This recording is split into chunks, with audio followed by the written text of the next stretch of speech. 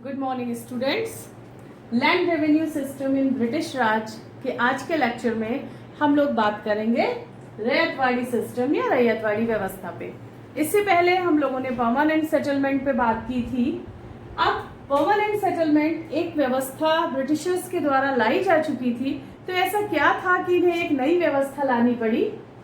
जहां तक हम रैयत का जो ये टर्म होता है, इसका मतलब होता है कल्टिवेटर्स और पेजेंट्स, जिनको हम हिंदी में कृषक या किसान कहते हैं, तो उसका मतलब होता है रैयत। रैयत शब्द ब्रिटिशर्स लैंग्वेज में कहीं नहीं था।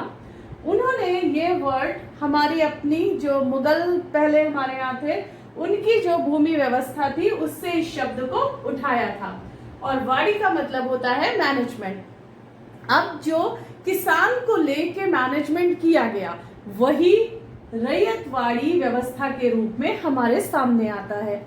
लेकिन ये रैयतवाड़ी व्यवस्था आखिर लागू क्यों की गई? जब हम परमानेंट सेटलमेंट के बारे में बात करते हैं, तो उसमें कॉर्नवालिस कोड थे, जिनके बेस पर, जिनके आधार पर परमानेंट सेटलमेंट को लागू किया गया था। उसी तरह से रिकॉर्डोज लॉ ऑफ रेवेन्यू और रेंट, रिकॉर्डो का जो राजस्व का या किराए का सिद्धांत है, उसके ऊपर ये पूरी व्यवस्था बेस करती थी, जिसका आधार था कि जो कुल उत्पादन है, जितना भी जमीन पर से जो जमीन है या कृषि योग्य भूमि है, उस पर जितना उत्पादन किया गया है, उससे किसान ने जो खर्च किया है उसको निकाल दे, तो जो शेष या बैलेंस बचता है या रिमेनेंट आता है, उसको सरकार और किसान आधा आधा 50-50% बांट लेते थे।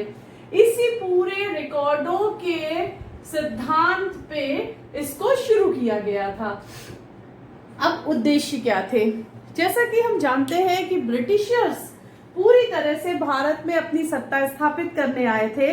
अगर हम रजनी पामदत्त की इंडिया टुडे बुक के बारे में डिस्कस करें, तो उन्होंने बहुत ही अच्छे तरीके से, बहुत ही क्रोनोलॉजिकल वे में ये डिस्क्राइब किया है कि ब्रिटिशर्स भारत में क्यों आए थे और विभिन्न जो चरण हैं। अगर हम यहाँ पे रैयतवाड़ी सिस्टम को देख रहे हैं, तो ये फर्स्ट 1792 में इंडिया में इंट्रोड्यूस किया गया और फाइनली 1820 में ये एस्टैब्लिश हो गया। तो ये जो व्यवस्था है, तो ये वो समय है जो कृषि का वाणिज्यीकरण चल रहा है, जो लैंड है उसका कमर्शियलाइजेशन चल रहा है।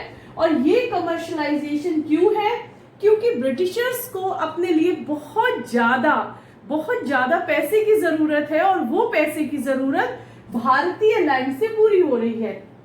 अब अगर हम ब्रिटिश भारत का ये एक मैप के आधार पर डिस्क्राइब करें, तो सबसे पहले रैयतवाड़ी सिस्टम ये तमिलनाडु का बारामहाल है, जहां पर 1792 में स्टार्ट किया गया। 1792 में कैप्टन अलेक्जेंडर रीड ने, जो कि मद्रास प्रेसिडेंसी के गवर्नर थे, उन्होंने इसको स्टार्ट किया एक अपने गांव से। बारामहाल जो डिस्ट्रिक्ट था, वहां पे जो गांव थे, उनको लेकर ये सिस्टम को शुरू किया। तो इसका उद्देश्य क्या था? इसका उद्देश्य मात्र यही था कि वो ये देखना चाहते थे कि ये कितना सक्सेसफुल होता है। तो ये यहाँ पर सक्सेसफुल रहा। फिर मद्रास प्रेसिडेंसी में 1818 में इसको सर थॉमस रो ने, वैसे कहा जाता है सर थॉमस मुनरो ने ही इसको इंडिया में एस्टैब्लिश किया, जो ईयर है 1820 में, कि इसको प्रॉपरली एस्टैब्लिशमेंट 1820 में मिला। अब जब सब कुछ हम देख रहे हैं कि भारत में ये एस्टैब्लिश हो रहा है, और जो ब्रिटिश इंडिया है उसके 51% लैंड में रैयतवाड़ी व्यवस्था को लागू कर दिया गया है। तो वो लैंड में क्या क्या पार्ट आता है? तो मद्रास प्रेसिडेंसी हम डिस्कस कर चुके हैं। बॉम्बे प्रेसिडेंसी का भी एरिया है, जहां पर गवर्नर एलिफिंस्टन है, जिन्होंने इसको इंट्रोड्यूस किया है। इसी के साथ में यहाँ पे कर्नाटक का जो ये कुर्ग एरिया आता है, यहाँ पर भी इसके कुछ हिस्सों में लागू किया गया था। यहाँ पर कुछ हिस्सों में इसको लागू किया गया और ये सक्सेसफुल हो रहा था, क्योंकि इसके जो उद्देश्य निर्धारित किए गए थे, सबसे पहला उद्देश्य, क्योंकि ब्रिटिशर्स हमेशा भारत में अपने आर्थिक हितों को लेकर ही चिंतित रहे, तो उन्हें राज्य की आय में वृद्धि करना था। सबसे पहला उद्देश्य है कि राज्य की आय में वृद्धि करना। दूसरा, रैयत की सुरक्षा। अब रैयत की सुरक्षा कैसे? जब परमानेंट सेटलमेंट में जमींदारों के ऊपर बेस व्यवस्था थी। अब यहाँ पर क्या है, यहाँ पर स्टेट है और प्लस पेजेंट्स है। स्टेट और प्रेजेंट को मिला के ये एक कौन सी व्यवस्था लाई गई है? ये रैयतवाड़ी व्यवस्था लाई गई है। तो यहाँ पर जो दोनों लोगों को मिला के, यहाँ पर बीच में कोई और माध्यम नहीं दिखाई दे रहा है, यहाँ पे जमींदार नहीं दिखाई दे रहा है, तो बिचौलियों की समाप्ति हो जाती है। और स्थायी बंदोबस्त के घाटे की रिकवरी। क्यों स्थायी बंदोबस्त में घाटा कैसे हो गया?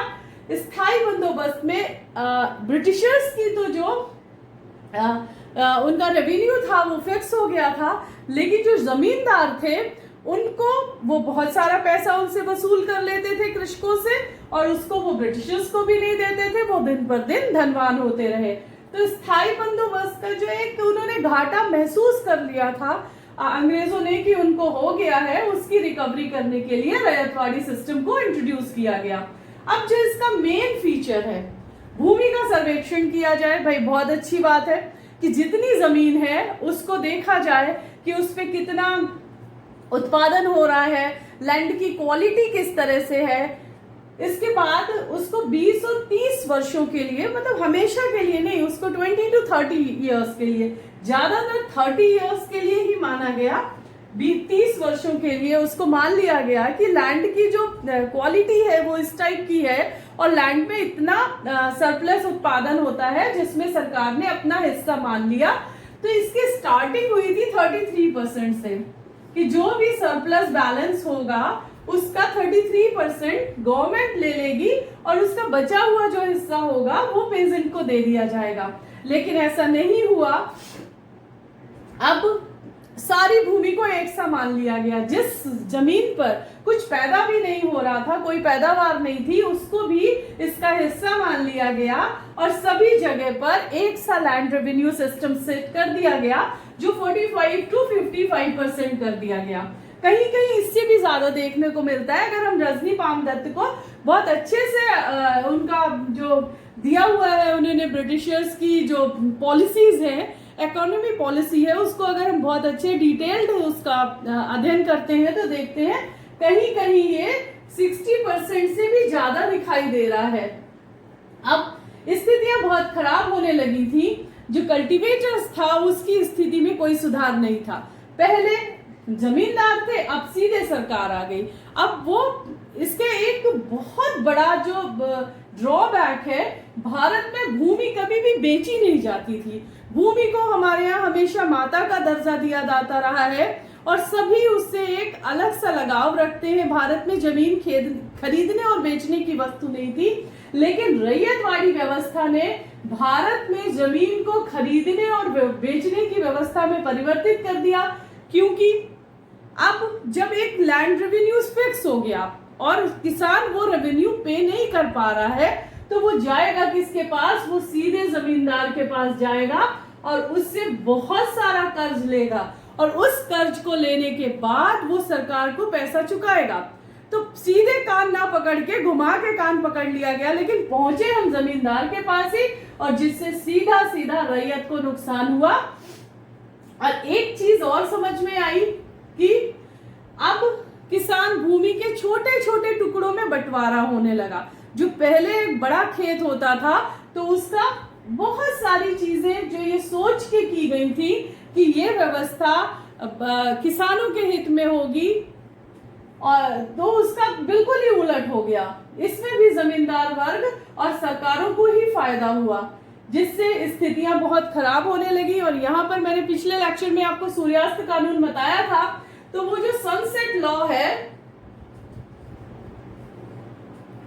1772 का जो सनसेट लॉ है वो यहाँ पे भी लागू कर दिया गया। अगर किसान जल्द उस जो एक डेट उसको फिक्स कर दी गई है उस समय अपना रेवेन्यू पे नहीं कर पाता है, तो उसको सीधे ही उसका जमीन जब्त कर ली जाएगी, उसके पास जो उसकी जमीन है वो भी ले ली जाएगी। इसके विरोध में मद्रास टॉर्चर कमीशन 1855 की स्थापना हुई। उस टॉर्चर कमीशन में सबसे पहले एक जो साउथ इंडियन थे, उनके पास बहुत बड़ी जमीन थी, उन्होंने सरकार से इसका मुकदमा लड़ा और उसके बाद ये टॉर्चर कमीशन बन के तैयार हुआ। तब उसने बताया कि सबसे खराब व्यवस्था तो रैयतवाड़ी व्यवस्था निकली, जिसमें पेजेंट और गवर्नमेंट का आमने सामने का सीधा सीधा रिलेशन था। और उसके बाद ये व्यवस्था स्थापित हुई कि लैंड सर्वे 1864 कराया गया। आप ये समझिए 1792 से लेकर 1864 में जाकर ये सरकार ने ये माना कि हर तरह की भूमि से एक सा टैक्स नहीं लिया जा सकता है, हर तरह का किसान एक सा टैक्स पे नहीं कर सकता है। किसी की जमीन बहुत उपजाऊ है वो दे सकता है, जिसकी जमीन उपजाऊ नहीं है वो नहीं दे सकता है। तो इसके लिए लैंड सर्वे 1864 में किया गया। आप सोचने लायक बात है कि ब्रिटिशर्स के केवल उद्देश्य भारत में जो वो यूरोप में युद्ध लड़ रहे हैं और साथ में इंडिया में भी अपना एस्टैब्लिशमेंट देख रहे हैं, उसके लिए केवल पैसा इकट्ठा करना है, वो कहीं से भी मिले। एक चीज और मैं बताऊंगी यहाँ पर, क्योंकि भारत कृषि प्रधान देश है और हमेशा से ही कृषि प्रधान देश रहा है, तो भारत में जो उपजाऊ फसलें होती थी उनका नकदीकरण करके केवल वही फसलें उपजाने पर जोर दिया गया जिनसे पैसा वसूल किया जा सकता है। तो इंडियन के ऊपर जो लैंड रेवेन्यू सिस्टम ब्रिटिश राज का लाया गया वो पूरी तरह से फेल था और पूरी तरह से अंग्रेजों द्वारा भारतीय के हितों का शोषण करने के लिए ही ये लैंड रेवेन्यू सिस्टम्स बनाए गए। इसके बाद अगला लैंड रेवेन्यू सिस्टम आता है महालवाड़ी व्यवस्था, जिस पर मैं अपने अगले लेक्चर में आपसे चर्चा करूंगी। Thank you so much.